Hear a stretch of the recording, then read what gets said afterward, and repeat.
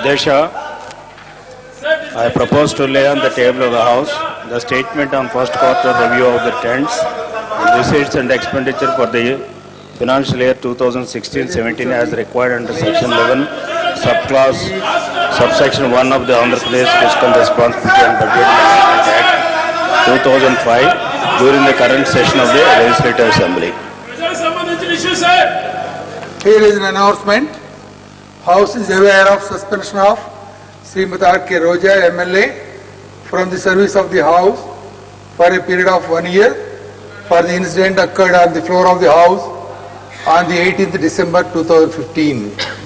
The member met me with a letter by indicating her willingness to tender her unconditional apology on the issues that have taken place in the House on 18th December 2015. Comments of Srimati V. Anita MLA. Now, the letter of Srimati R.K. Roja is placed before the House.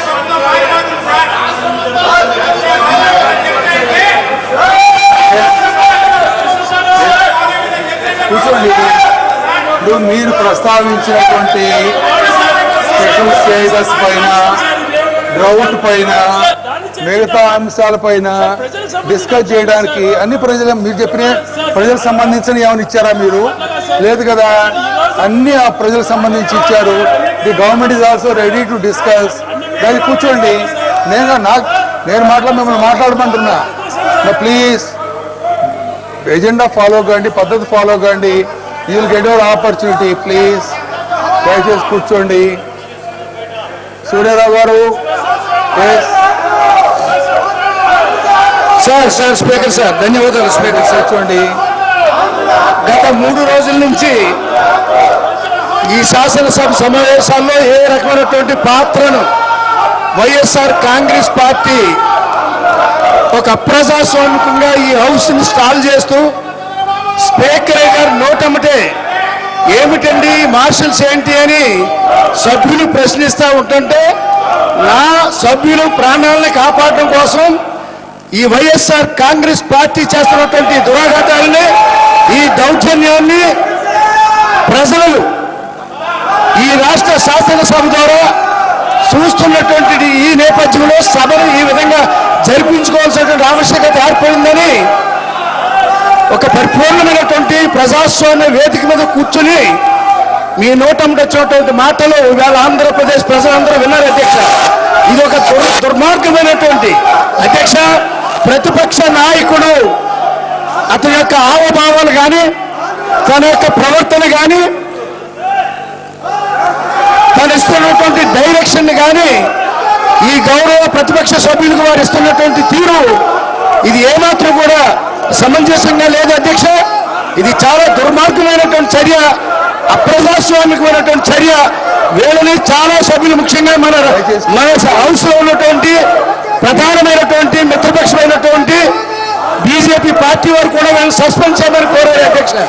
కానీ మీ పెద్ద మనసుతో ప్రజాస్వామ్య విలువలను కాపాడాలన్నటువంటి ఒకే ఒక లక్ష్యంతో suspend చేయడం అంత పెద్ద సమస్య కాదు. కానీ వీళ్ళందరూ ఒక గంట తర్వాత అయినా మరొక గంటలోనైనా వీళ్ళ మనస్సును మార్చుకుని సభను సజావుగా నడవడానికి సహకరిస్తారన్నటువంటి ఉద్దేశంతో మీరు ఇప్పటి వరకు 3 రోజుల నుంచి ఓపిక పడుతున్నారు అధ్యక్ష.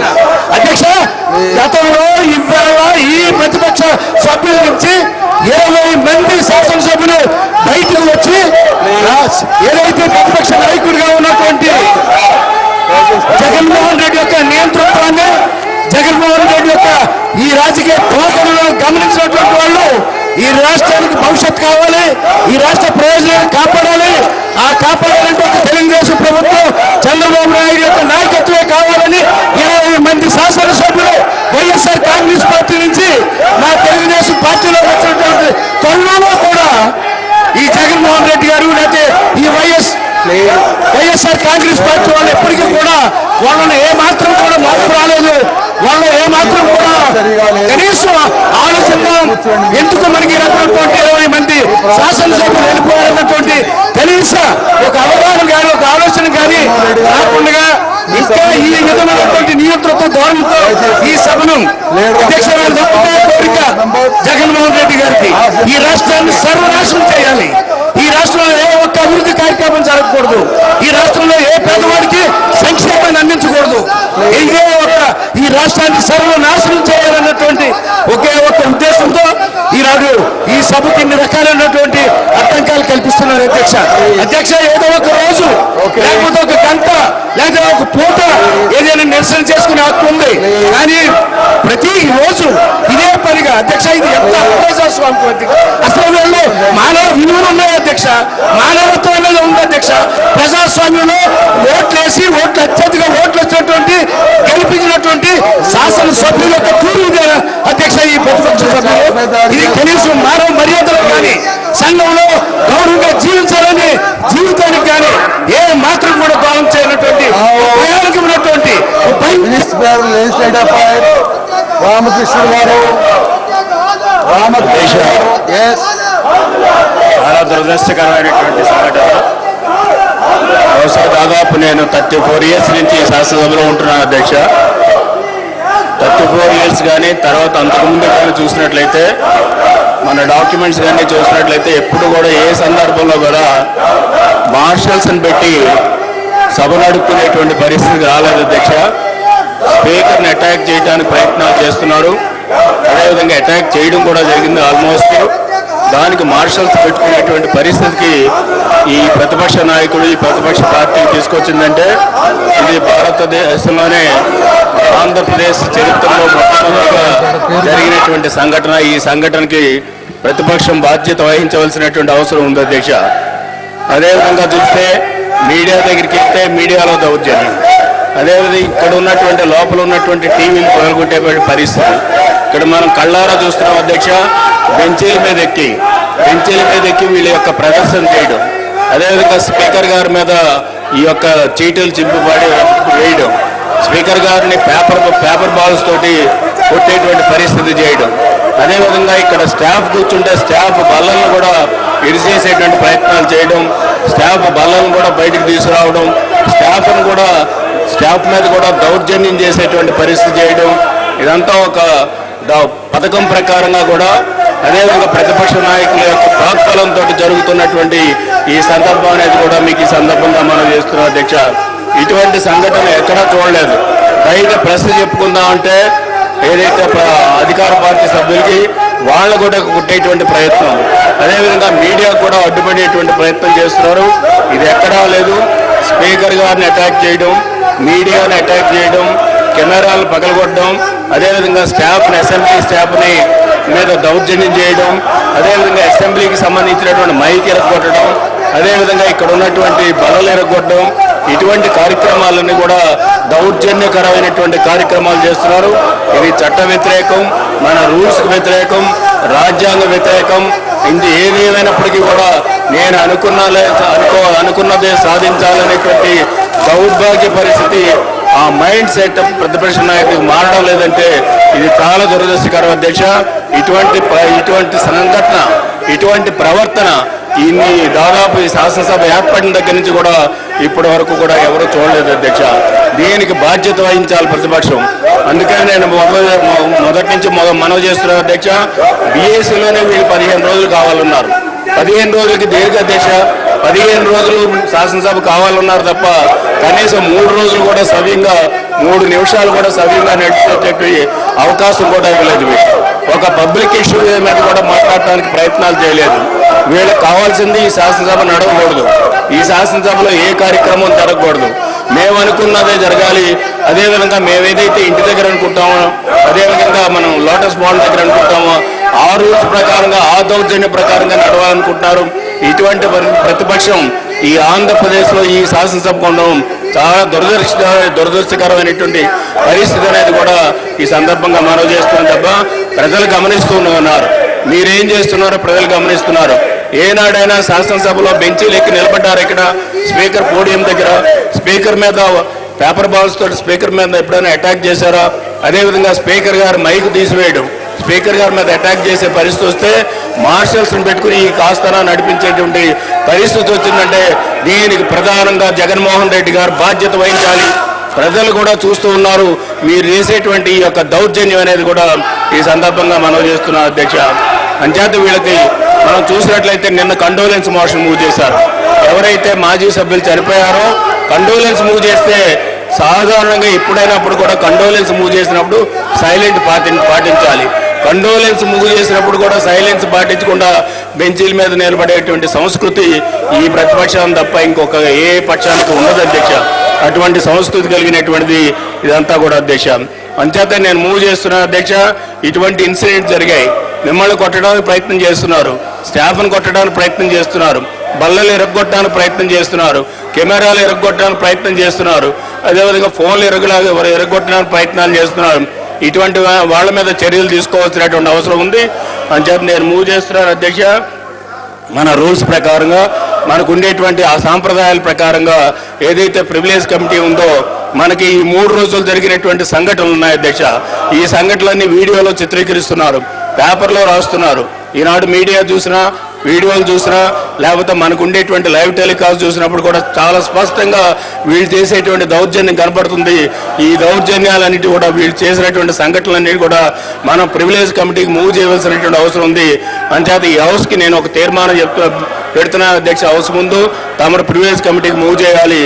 The house resolves to refer this entire incidents for 3 years to the privilege committee to take appropriate action against the members who were responsible for unruly behavior in the house yesterday, today,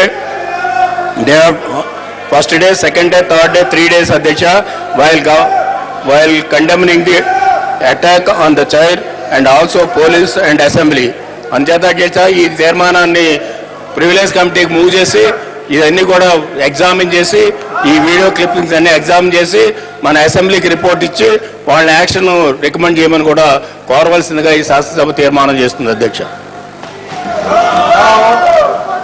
The resolution moved by the Minister for Legislative Affairs is before the House. Those who are for the resolution, please say aye. Those against, please say no. Ayes have it. Resolution is adopted. Mrs. Anita.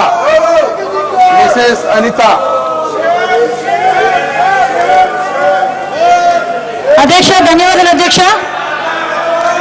ఈరోజు పరిస్థితులు చూస్తుంటే అధ్యక్ష ఇంతవరకు ఏ శాసనసభలోని కూడా జరిగినటువంటి చూడనటువంటి విషయాలన్నీ కూడా ప్రజలు తేటతలంగా చూస్తున్నారు అధ్యక్ష.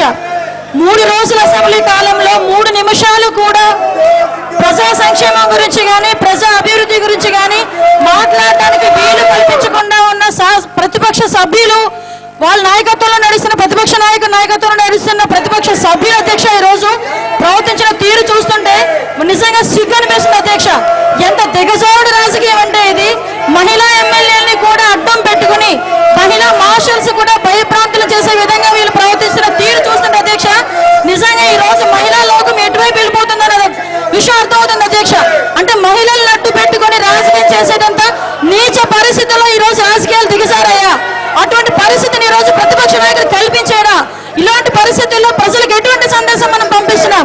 రాబోయే తరం వారికి అసెంబ్లీకి రావాలనుకునే వాళ్ళకి మీరు ఇచ్చిన సందేశం ఎటువంటిది?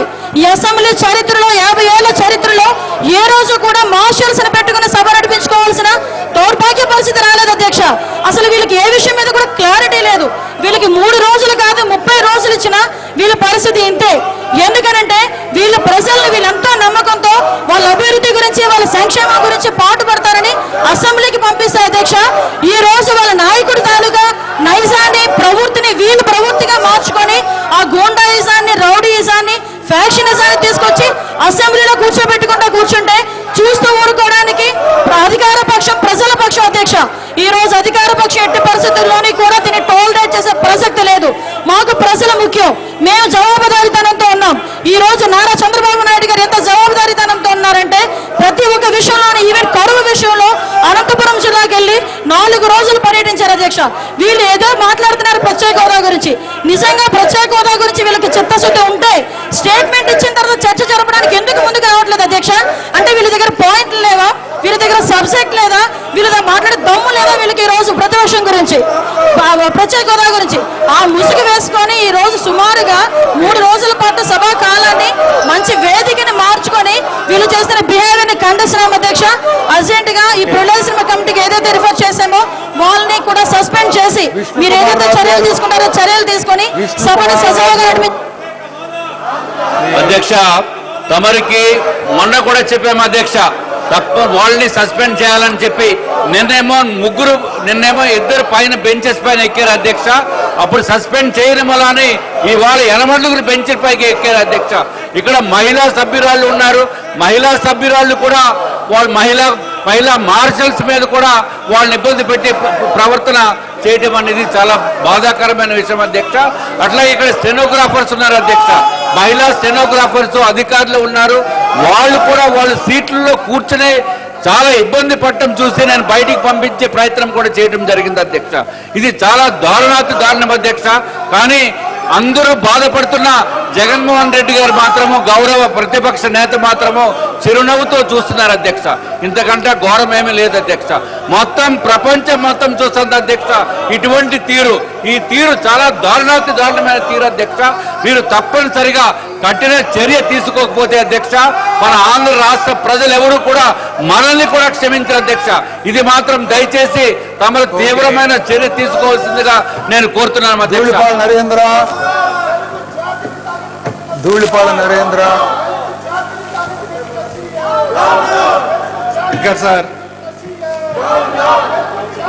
స్పీకర్ సార్, ఇది అసెంబ్లీ చరిత్రలోనే చాలా బాధాకరమైన రోజు అధ్యక్ష. ఎందుకంటే ఒకవైపేమో ప్రభుత్వం, ముఖ్యమంత్రి గారు మేము ప్రకటనిస్తాం, ఈ రాష్ట్రానికి అత్యంత ముఖ్యమైనది రాష్ట్ర ప్రయోజనాలు కానీ రాష్ట్ర అభివృద్ధికి సంబంధించి కేంద్ర ప్రభుత్వం ఏదైతే అరుణ్ జైట్లీ గారు ప్రకటన చేశారో దాని మీద ప్రభుత్వం ఒక విస్పష్టమైన ప్రకటన సభానాయకుడిగా ఈ సభలో చేస్తా, సభలో చర్చిద్దాం ముందుకు రమ్మంటే ప్రతిపక్షమేమో ఎందుకు చర్చించడానికి ముందుకు రావడం లేదో అర్థం కావట్లేదు అధ్యక్ష. చర్చించడానికి ముందుకు రాకుండా సభలో తమ యొక్క సభ్యుల ద్వారా అరాచకాన్ని ప్రోత్సహించడం అనేది చాలా బాధాకరం అని చెప్పి మేము తెలియజేస్తా ఉన్నాం అధ్యక్ష. ప్రతిపక్షం యొక్క పాత్ర ఏంటి? ఇవాళ ప్రజలుగా ప్రతిపక్ష బాధ్యత మీకు అప్పచెప్పారంటే ఈ సభలో ప్రజల సమస్యల మీద, రాష్ట్రానికి సంబంధించిన అత్యంత ప్రధానమైన సమస్యల మీద చర్చించమని మీకు ఆ బాధ్యత అప్పచెప్తే మీరు ఆ బాధ్యతని నిర్వర్తించకుండా మిమ్మల్ని కన్స్ట్రక్టివ్ అపోజిషన్ గా ఉండమంటే మరి ప్రతిపక్షంగా వైకాపా పార్టీ డిస్ట్రక్టివ్ అపోజిషన్ పాత్ర పోషించడం చాలా బాధాకరం అని చెప్పి నేను తెలియజేస్తా ఉన్నా అధ్యక్ష. ఎందుకంటే నాకు బాగా గుర్తు అధ్యక్ష, గత శాసనసభలో కూడా మేము ఉన్నాం. ఆ రోజు ఈ రాష్ట్రంలో సమైక్యాంధ్ర ఉద్యమం, ప్రత్యేక తెలంగాణ ఉద్యమం ఉన్నా కూడా అన్ని వైషమ్యాల మధ్య కూడా శాసనసభ్యులు ఈ విధంగా ప్రవర్తించలా. కానీ ఇవాళ ఈ సభలో ప్రత్యేకంగా ఆంధ్రప్రదేశ్ రాష్ట్రం ఏర్పడిన తర్వాత వైకాపా శాసనసభ్యులు ఇవాళ సభలో మైకులు లాకేయటం, బెంచీలు ఎక్కడం, అరాచకాన్ని చేయటం, స్పీకర్ మీద దౌర్జన్యం చేయటం, ఇది ఏ విధంగా ప్రజా సమస్యలకి పరిష్కారం చూపెడుతుందని చెప్పి మేము ప్రశ్నిస్తా ఉన్నాం అధ్యక్ష. వాళ్ళకి ఒకటే, మాజీ శాసనసభ్యులు ఎవరైతే చనిపోయారో వాళ్ళకి ఈ సభ కండోలెన్స్ ప్రకటిస్తుంటే చిత్తశుద్ధి లేదు. వాళ్ళ శాసనసభకు సంబంధించి మినిస్టర్ ఫర్ ఫైనాన్స్ ఓకే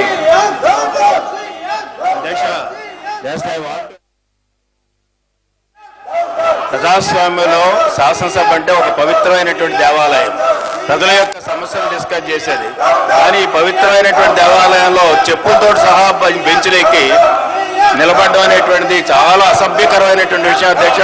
ఇదంతా కూడా పరిధిలో తీసుకోవాలి. ఎవరైతే చెప్పులతో బెంచులు ఎక్కారో, ఎవరైతే మీ మీద పేపర్ బాల్స్ ఇస్తున్నారో ఇవన్నీ కూడా తీసుకోవాల్సినటువంటి అవసరం ఉంది. అవసరమైతే పర్మనెంట్ గా వీళ్ళని సస్పెండ్ చేయవలసినటువంటి అవసరం ఉంటుంది అధ్యక్ష. Okay, now the house is adjourned. Sine die. ముఖ్యంగా మన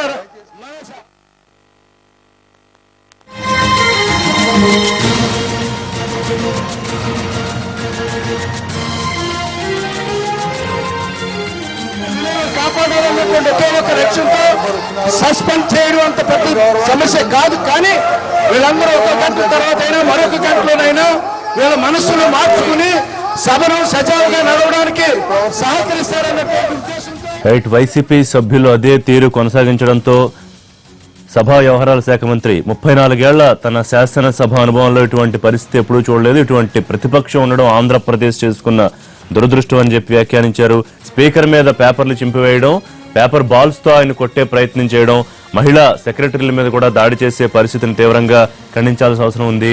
చెప్పులతో సహా బెంచీల మీద ఎక్కి స్పీకర్ మీద కూడా అనుచిత వ్యాఖ్యలు చేస్తున్న ఈ సభ్యులకు సంబంధించి ప్రివిలేజ్ కమిటీకి వీళ్ల మీద తీవ్రమైన చర్యలు తీసుకోవాల్సిందిగా రికమెండ్ చేస్తూ తీర్మానాన్ని ప్రవేశపెట్టారు. దాన్ని సభ పాస్ చేసింది. అయితే అవసరమైతే పర్మనెంట్ గా ఈ సభ్యుల్ని ఎవరైతే బెంచ్లెక్కి స్పీకర్ మీద పేపర్లతో దాడి చేశారో వాళ్ళందరినీ పరిశీలించి అవసరమైతే పర్మనెంట్ గా కూడా వారి మీద చర్యలు తీసుకోవాల్సిన అవసరం ఉంది, పర్మనెంట్ గా సస్పెండ్ చేయాల్సిన అవసరం ఉందని కూడా ఆయన వ్యాఖ్యానించారు. అయితే సభ నిరవధిక వాయిదా వేశారు స్పీకర్. ప్రస్తుత పరిస్థితుల్లో సభ జరిగే పరిస్థితి కనిపించట్లేదు. సో